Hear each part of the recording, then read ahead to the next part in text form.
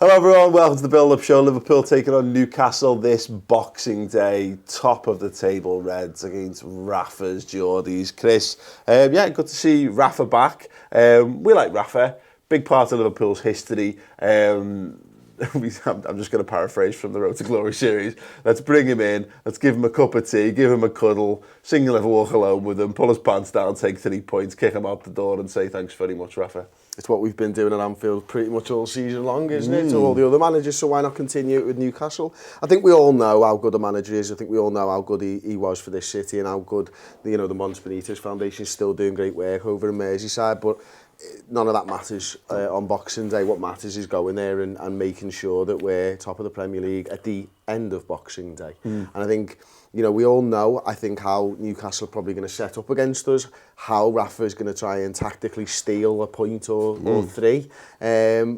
Teams have been trying this against us all season long, and Liverpool have had too much for a lot of these sides. Yeah, I hope we can sing Rafa's name, because it means that we'll be comfortable winning. Yes. Like it means we're 3-0 up with 10 minutes to go, and then you can give him a little song. He'll clap the cop. It's a nice little moment. But perfect world scenario is you win 3-0. And then at full time, after the whistle's gone, you finish singing a song about Liverpool, and you sing Rafa off the pitch, and he goes, and then goes to his own fans and goes, all right, yeah, I've got to use, haven't I? Rafa's actually got a surprisingly good record against us, Chris. We've only beaten him once with him in the opposition dugout. Is that right? And that was last season, the 2-0 win. He's beat us twice with Valencia, drew with us as Chelsea boss, and drew with us with Newcastle twice, I think, prior to that. So, he is a manager who causes us problems, and I think a lot of that's down to his, we kind of mentioned his style. He's a pragmatic manager. He's not the kind of guy, particularly not with this Newcastle side. He's not going to come here, and he's not going to do what Wolves have just done. No. He's not going to come and try to go toe-to-toe with us. He will be canny. He will look to be defensively sharp. He'll look to beat us. He'll look to engineer situations and those types of things, isn't it? And I think that's the right call, isn't it? He hasn't had the backing that he probably deserves. I think I was saying to the lady the other night.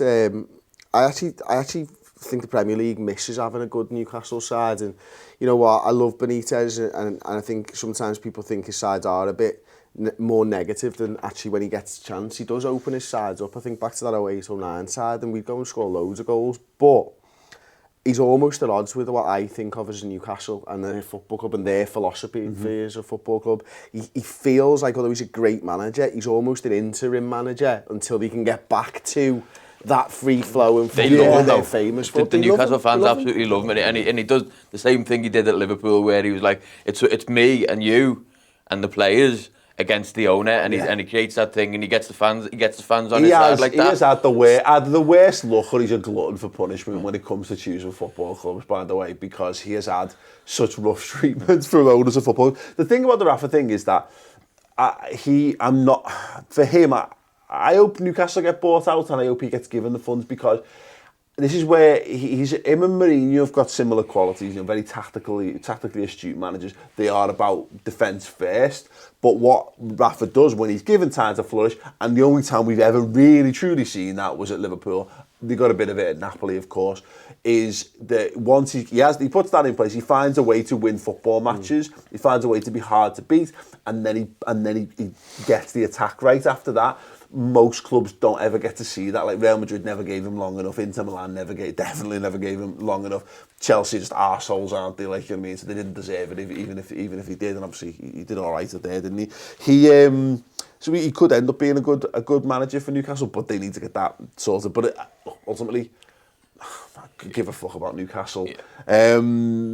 I like Newcastle. I've got no problem with them at all, but not now, lads. Not this week. Not. Everton. Why do Everton hate them so much? Because I think Newcastle might be slightly bigger than them, or at least they think that they are, and they're definitely not. Like, in fact, will Newcastle's ground still be bigger than Bramley Moor? Yeah, probably. Bramley Moor's going to be... Geordie's, how big is St James's Park? Bramley Moor, Everton's new ground's going to be 52,000. Is your stadium still going to be bigger than theirs? Because you'll still have that over them. The St James's Park, the Rafa Nadal of stadiums, which is like one big arm. But yeah, if Trent, we saw him in the away end, which is great at Wolves. I'd rather see him on the pitch, though. Yeah, if he's back fit, would you, for this game? No, I don't think so. Because I think if he's fit, I don't think he'll be fully fit. Yeah. And we've got 2 massive games coming up. I think if you play Klein there, I think he's good enough to do the job again for what you need in this game. So yeah, I'd play Klein. Absolutely. Yeah, I think I'd be the same. I'd be playing Nathaniel Klein, and I'd be looking at that Arsenal and that Man City game upcoming afterwards, and starting to think, is he going to be fit enough for that?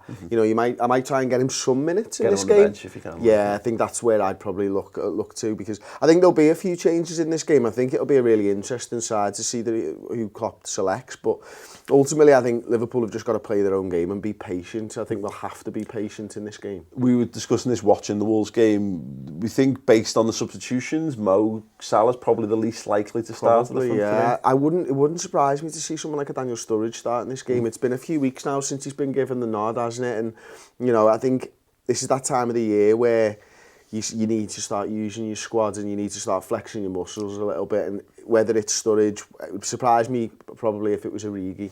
I do think Sturridge probably deserves to get in there. Shaqiri could probably get back into this side now as well. Almost. And Shaqiri's almost nailed on for this one, isn't he? When you looked at the fixtures, when you were looking ahead to the fixtures over Christmas, you were thinking that's the game that you rest people. I think say you rotate a few people out for Wolves, and then play a strong team against Newcastle, then you've got Arsenal a few days later and City a few days after that. Whereas you play your good team against Wolves. I mean, it's a good team's going to be on the pitch, whatever plays. I think this is that spell of time, isn't it, Si, where look, both us and Wolves had a full week pretty much to prepare for that game, but we saw them start to tire, and we handled it quite nicely.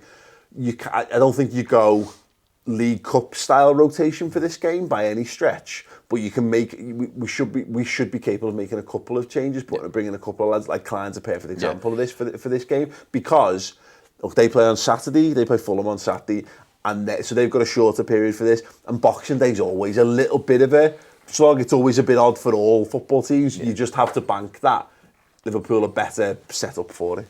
Yeah, you're not gonna be like playing Moreno and stuff and stuff like that. That's an interesting one though for me. Is Robertson, because I don't think he changes him out for Moreno, but I'm looking at the games and thinking he does probably need a rest. He probably works harder than any other fella on the pitch. He runs about as much as any midfielder. You got to rest him somewhere. You're not resting him at Arsenal. You're not resting him at Man City. I know you're probably going to rest him in Wolves in the Cup. That seems a long way away from me. I think he can play the 3 games. He's clearly very fit, and he can run forever. And you see him like in the 85th minute of games, and he's still chasing people down. The reality and trying to put them on and stuff. is that a couple of lads are probably going to have to really push themselves here, and it might be on the promise that the FA Cup, you're getting a week off around the FA Cup. That's what you get. You just get yourself to this period. I mean, once we get through this, it's probably going to be. It's a bit like the Champions League routine. I mean, I know the fixtures are all over the place because of Crimbo or what have you, but so I've no idea what days they're actually on, because Boxing Day isn't a day. I couldn't tell you what actual day it's on. City is a Thursday. None of us will know. Yeah, none of us will know come the time. City on a Thursday is a bit of a weird one, isn't it? Isn't it? But at least it's not New Year's followed by like, New Year's Day. David Moyes getting to flex his muscles once again. I think Moreno probably will start this game. Do you think so? But probably would have started this game if the right back situation was slightly easier. The fact that Klein gets on at the back end of the Wolves, I think, tells that he's there, he's fit, and he's available. And they probably thought we'll just get him a few moments just to get him back in rhythm or whatever. Yeah, we'll do preferred 11s in a minute. I don't want Moreno to start this because I don't want us to make too many changes for this, but I think it's perfectly feasible to see that Moreno could come in for this. Right, ad break time. I don't know what I'm putting in the ad break. Hello everyone, welcome to Redmen TV. Well, welcome to Redmen TV. Right, welcome to Redmen. When you come here, you can sort of sense that family feeling straight away. So that's the improvement. That's the development. Liverpool is, it's building something really important now. Because we all believe in each other, like we know that we're a good team. Keep doing your thing. You're watching you.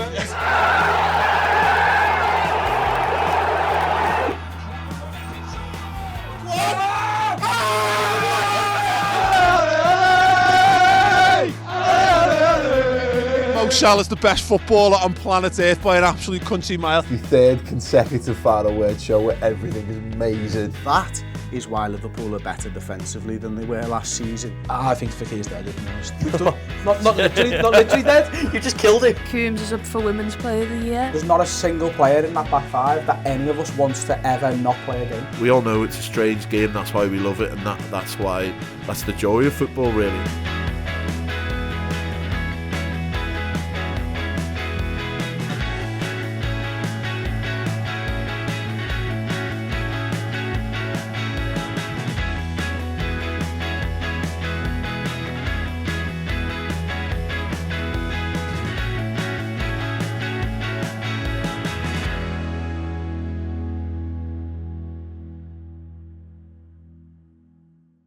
There was an advert. So, yeah, go over to redmentv.com. It's a wonderful service that we offer over there. You can get it. You get the first month free. It is amazing. If you want extra content, you want it in video form or in podcast form, covering all aspects of the football club, from transfers to the women's game to match reviews to stats and tactics. Everything's done. And if you don't like the video stuff per se, you think, oh, I haven't really got enough time, I wish I could have it on my community. You can get it in your podcast app as well to take it on your travels. So yeah, do get involved. Gents, preferred 11. Si, I'll start with you. You've gone Klein, Lovren, Van Dijk, Robbo as your back four, Hendo, Gini as your midfield. You've got, is this 4-4-2? 4-2-2-2. Yeah. So Henderson, Wijnaldum, Holding. I think the fact that Gini didn't play against Wolves shows. I think he's definitely going to start. Yeah. And then I think we were talking about it on the final wave. I think Fabinho probably plays against Arsenal. So then you bring Henderson in. I want to see Henderson in a 2 again because I thought he was really good against Wolves. Yeah. And I enjoyed the role that he played, slightly different. He's got a bit more freedom. I've enjoyed the way Fabinho and Gini have played in that too. One will sit and then allow the other one to go. I'd like to see Henderson and Gini do that. And I think he probably will, to be honest. I think Shaqiri's nailed on to start on the right. I'm resting Firmino. And I'm putting Salah and Sturridge as a 2 up front. I quite like to see them 2 together up front. I think they can probably complement each other quite well, to be honest. No, it'll be very interesting to see. Chris, you gone 4-2-3-1. Gini, Hendo again in the as a midfield 2. Shaqiri, Bobby, Mane, pretty strong, but then Sturridge in place of Salah up front. Pretty strong as well, I think, with Sturridge up top. I think it's one of those games. Sturridge, Newcastle. That's what I was thinking. I was thinking Sturridge, Newcastle, because, you know, I don't expect them to. They're not the Newcastle side of old, are they? They're not going to come and sit on the halfway line with the defenders like they used to, where we just get balls in behind. But Sturridge is a very clever player, and he's still that fox in the box as well when you need him to be. But he'll drop into space as well. So I feel like this is a really good game for him, and I think he might relish the task of going up against someone like a Jamal Lascelles or something like that as well. And you just want to remind Liverpool fans that it's not all Divock Origi, Mo Salah and Roberto Firmino. You know, there's Daniel Sturridge here to think about as well. No, it is right, because he kind of fell out of everyone's minds, because, you know, Divock Origi obviously stole a march to prominence after the Merseyside derby, which is again normally something that Daniel Sturridge does in those games. Newcastle, he's got a great goal scoring record against Newcastle as well. I went sort of 4-2-3-1, sort of 4-2-2-2, but I've gone Origi Sturridge for this, because I think when them 2 play, we score goals. And this is the one game where I think you can... That's the most changes I think you can make and have it still work, is if you put those 2 lads in. Because if you're going to change it, then do something that complements them, because I don't think either lad... I think Origi probably suits 4-2-3-1 better than Sturridge. I think Sturridge could do a bit more of the 10 role in that regard. So yeah, I wouldn't mind seeing them 2 together. Am I right in saying then that you're resting Firmino and Salah in this one? Yeah, absolutely. But the thing is, we're saying rested. You get to 60 minutes, and if the game's not won on 60 minutes, you bring Salah and Firmino on. I always feel sorry for Newcastle. Exactly. Yeah. So we've got that. And the only other different for me is I went Fabinho with Gini just. Because why not? It's back to them being that partnership. And although I did say I could see Moreno starting, I've got Robbo left back as well. Because like I say, just get him through this. I've got no problem with one of Klein or Moreno starting, but our fullbacks are so important to how we play. I don't think you want to completely upset the apple cart by making that. If you're making 2 fullback changes and then two changes to your forward line as well, you're spending half an hour trying to work out where everyone is on the pitch, you know what I mean? And we're already ease our way into games without having that as an extra factor. Just quickly then, in terms of the rival fixtures, obviously we played Wolves. We're recording this ahead of the weekend fixtures. Spoilers. So we know that they've been some interesting games playing before their Spurs. So basically, we're not going to talk about it. We're not going to talk about it. Because I've not done the right research. I know, yeah, absolutely. I was so made up. I was like, I don't need to change these. I did say to you before they're the wrong fixtures. I was so convinced. No, it's fine. So hopefully people drop points and things will happen on Boxing Day and everything will be fine. Score predictions, lads. What game for this one or last weekend's fixtures? For last weekend's fixtures. 2-0 Liverpool. Sorry, what do you think it's going to be? 2-0 Liverpool. Okay, 2-0 Liverpool. I'll take a 3-0. I think 2-0 standard stock Liverpool performance, goal in either half, and then probably one just to send everyone home with a big smile on their faces in the last couple of minutes. I love Boxing Day games. There's just something about them, isn't there? It feels like it always feels like a big game. Yeah, it always feels like an important game, no matter who you're playing. I know every game's absolutely huge when we're fighting at the top of the table like we are. But yeah, there's just everyone's in a good mood. There's always some good songs getting sung and stuff.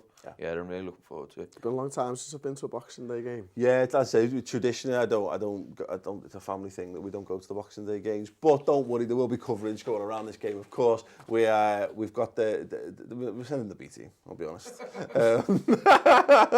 Shai, Tom, and Ben will be there at the game. So yeah, stay tuned for all that on the channel. Make sure you subscribe. And as I say, if you want more amazing content all around, everything to do with Liverpool Football Club, get over to the redmentv.com. If you like the free stuff and you want to support what we do, great. If you want extra value for money and get all that extra content you can, it's there for you. Go and check it out. See if it's for you. And if you like it, it's just £5 a month thereafter.